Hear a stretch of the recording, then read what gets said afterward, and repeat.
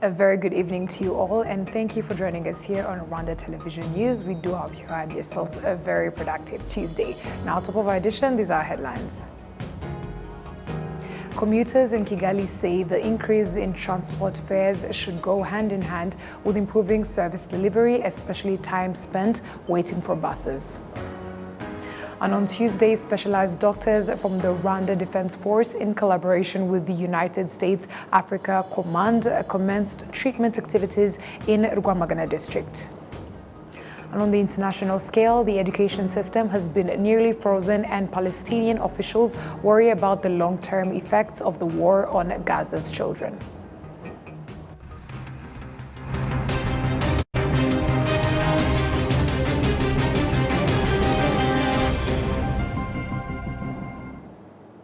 We are very glad to have your company tonight, coming to you straight from the heart of Africa, Kigali. My name is Martina Avera. Kicking things off, let us let you know that commuters in Kigali say the increase in transport fares should go hand in hand with improving service delivery, especially time spent waiting for buses. This comes while the government announced that from the 16th of March, passengers will start paying an increased amount in fares after the government scraped the 35% subsidies in the sector. Sam Kalisa has more. The Nyabugogo bus terminal is the main transit hub for passengers in the city of Kigali and others heading to different parts of the country. Passengers express the already existing issues in the country's transport sector. We are too congested, close to suffocating. I have 2 kids, but most of the times I'm unable to get the seat and be required to carry both of them.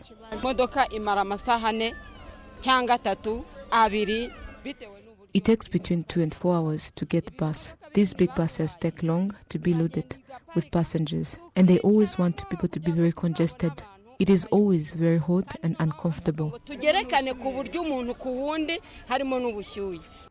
marry the delays to inadequate buses as well as congested bus lines, hence the need to revise the transport ecosystem. Passengers need more comfort because in a case where a person has some health issues, they might get affected. The other issue is that buses take too long to set off from the bus terminal, even after they have been loaded with passengers, and that adds to the fact that there is a lot of traffic jam on the road. While increasing prices, they should also look into the issue of time management and comfort for passengers. From March 16th, passengers will start paying an increased amount of fare after the government of Rwanda scrapped off the 35% subsidies in the transport sector. Infrastructure Minister Dr. Jimmy Gasore reiterated that the move is meant to enhance quality service delivery. To achieve the goal, 18 transport operators, including 14 companies and 4 individuals, were accredited for public transport in the city of Kigali. The government purchased 200 buses, and the first batch of 100 buses have been operational. The other 100 have also arrived, and some of them have started operations, and that is another good step towards addressing the shortage of buses. However, the government is always observing, and when needed, more buses will be added. The government is highly committed to addressing the issues in the transport sector. The second issue was poor service delivery, as it was clear that the less number of operators reduces competition, hence affecting service delivery. The government further reiterated that the 35% subsidies will be redirected into other government programs meant for citizens' welfare.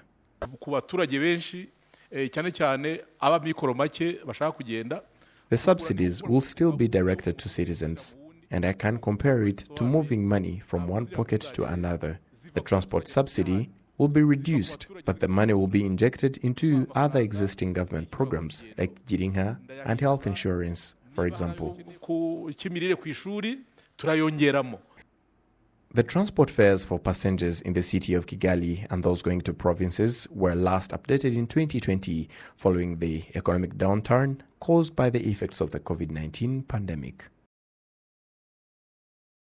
Thank you, Sam Kalisa, for that report. Now, Kigali City authorities have announced new public transport bus routes in order to increase the system's efficiency and ease the burden on existing routes. We have more on this report. During a joint press conference that included officials from the Ministries of Infrastructure, Local Government, Finance and Economic Planning, as well as the city of Kigali, the new routes were announced not just for the city, but the entire country as well. Something people who live in areas that did not previously have direct routes hope will reduce transportation costs. Going to Rutunga from this location on a motorbike costs 3,000 Rwanda francs, so a bus will certainly be cheaper. A trip to Rutunga required a motorbike because no buses were going there, and a motorbike was costing us at least 3,500 francs. Investors are being encouraged to step up and fill existing gaps in the country's transportation network. That is how we took up those 18 partners in this endeavor, 4 individuals and 14 companies. That includes the Nyanza-Kachiru route that will help local residents to better access such parts of the city. Then there is Nyachonga to Rutunga and Nyachonga to Masoro. Those may be rural areas, but local residents there too had expressed the need for bus routes. As for other routes not included here, we have been talking to Rura to see how investors can be facilitated to set up their own operations along them as well, working with Rura and Kigali City to provide such services to people there as well. Kigali City currently has 500 public transportation buses, up from 200 years ago, each costing the government 117,000 francs and able to carry 70 people in total, 40 seated and 30 standing. Rwanda and Tanzania announced plans to inaugurate a second legal border aiming to enhance bilateral relations and foster closer ties between their people. Rwanda and Tanzania are going to open the second legal border in a bid to facilitate people-people relations between the two countries. This was reiterated on Tuesday in Kigali during a press briefing that followed bilateral engagement between their delegations. Sam Kalisa with more. Discussions between Rwanda's Minister of Foreign Affairs and International Cooperation, Dr. Vincent Biruta, and his Tanzanian counterpart, Jenerali Yusuf Makamba, were centered on bilateral ties between the two countries. Minister Biruta thanked his Tanzanian counterpart for the fruitful discussions on various sectors, including regional security, trade, energy, and infrastructure. Through already existing bilateral and multilateral frameworks, it is our wish that your visit be the catalyst for our future engagements. Going forward, Rwanda renews its wish for the swift implementation of agreements and MOUs signed in the past, and also expresses its readiness to identify new pathways for cooperation in the future. The Minister of Foreign Affairs and East African Cooperation of Tanzania noted that Rwanda and Tanzania are brotherly nations, and his country regards Rwanda as a close ally. He reiterated his country's commitment to strengthening the existing relations in various sectors, mostly trade, ICT and energy. He also revealed plans to open up a new border. We have also spoken about making it easy for people in two countries to cross and visit each other. At the moment, we have one formal border, and we've spoken about the possibility and the readiness to open a new border front in Kerwa. And we're ready for that to be operational because all the processes are gone. Before the discussions, the Tanzanian official visited the Kigali Genocide Memorial, where he paid respect to the victims laid there.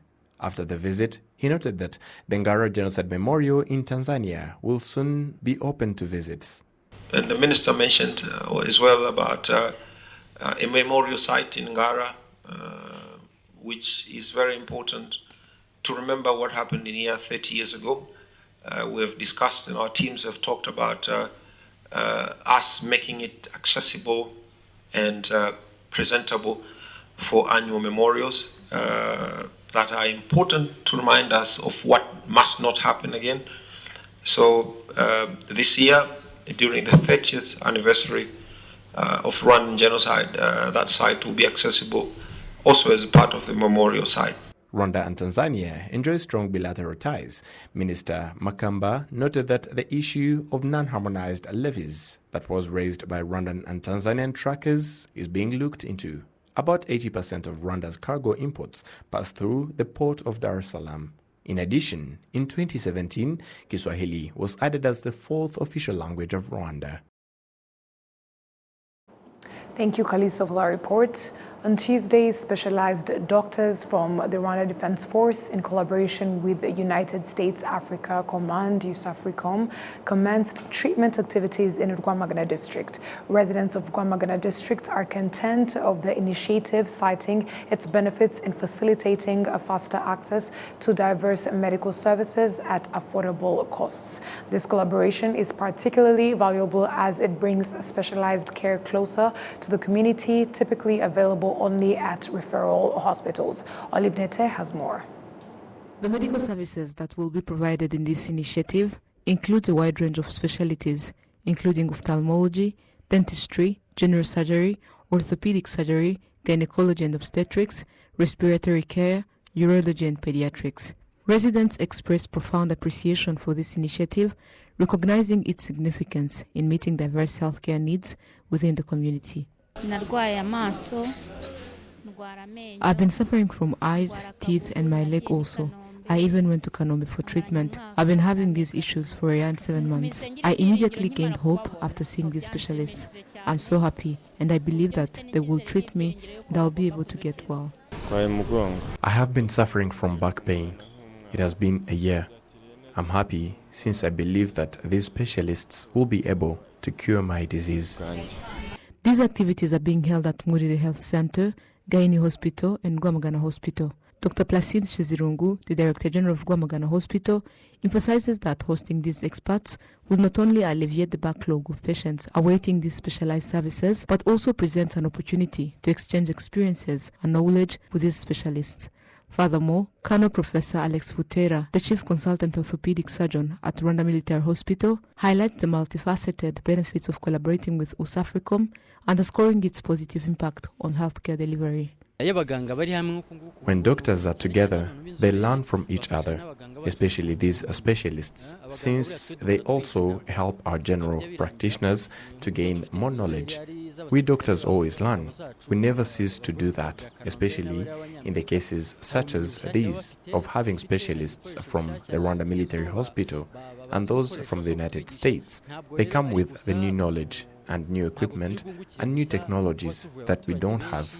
Yes, through this, we will reach out to many patients, but we doctors, we will also benefit from it. These activities are productive, since citizens are able to get medical services from different departments such as ophthalmology, dentist, orthopedics, and other various diseases. These residents are treated in their respective sectors, and when they need advanced treatment, they are referred to the Rwanda Military Hospital.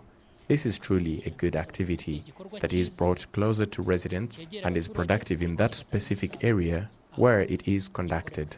The Mayor of Rwamagana District, Rajab Monyumuvunyi, emphasizes the significant contribution of these programs to the residents' development, noting that health is fundamental to overall well-being and progress. The activity promises to yield significant gains. Previously, due to the limited number of doctors, residents waited for many, let's say 3 or 4 days, sometimes even up to a week for appointments. Today, we are happy because this collaboration means our residents no longer have to endure such prolonged waits. They can now receive treatment on the same day or the day after, ensuring expedited access to essential services. This expedited care delivered by specialized doctors is truly advantageous for our residents, who can now receive the care they need in a much timely manner. Rwamagana Hospital attends to over 50,000 patients annually, yet it operates with a limited number of medical service providers, totaling approximately 270.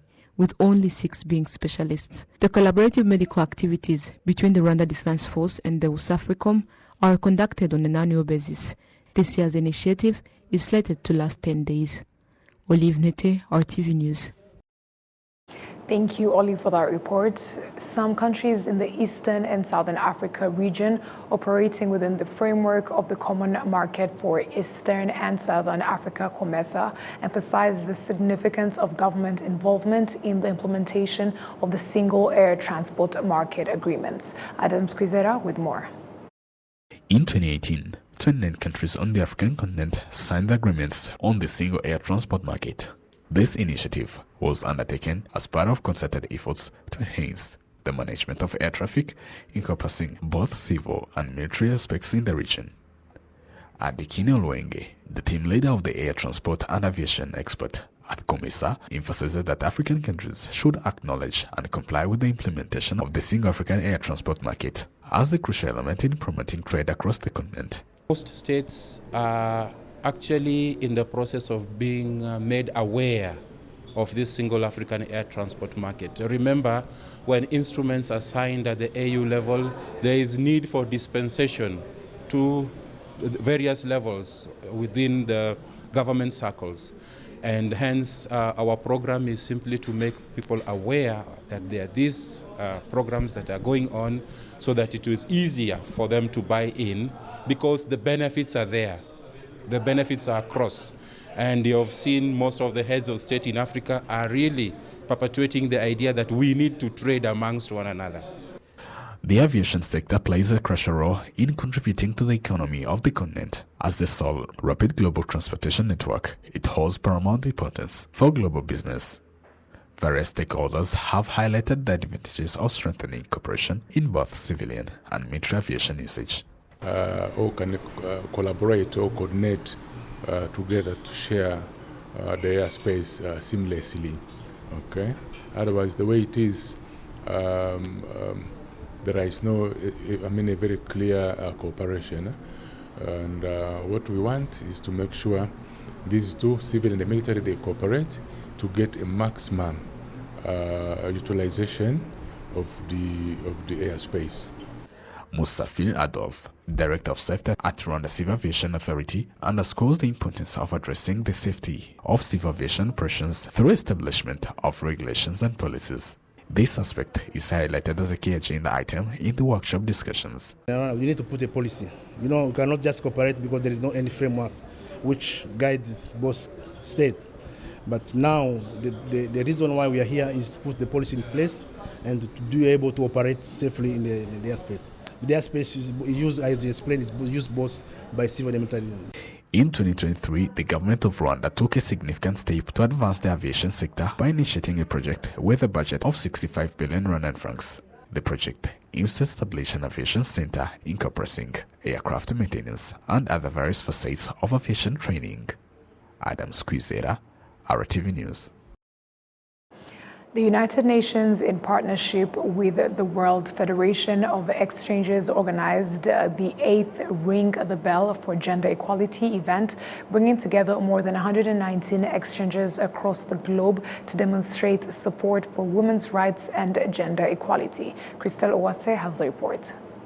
Under the theme Invest in Women, Accelerate Progress, UN Women Rwanda teamed up with Rwanda Stock Exchange and the International Finance Corporation in Sustainable Knowledge Exchange in a bid to promote women development. Participants applauded the event, reiterating their commitment to compete on the job market and help their peers. By empowering a woman, you will be also empowering a little boy and a little girl, because every time and always a woman will always be a mother.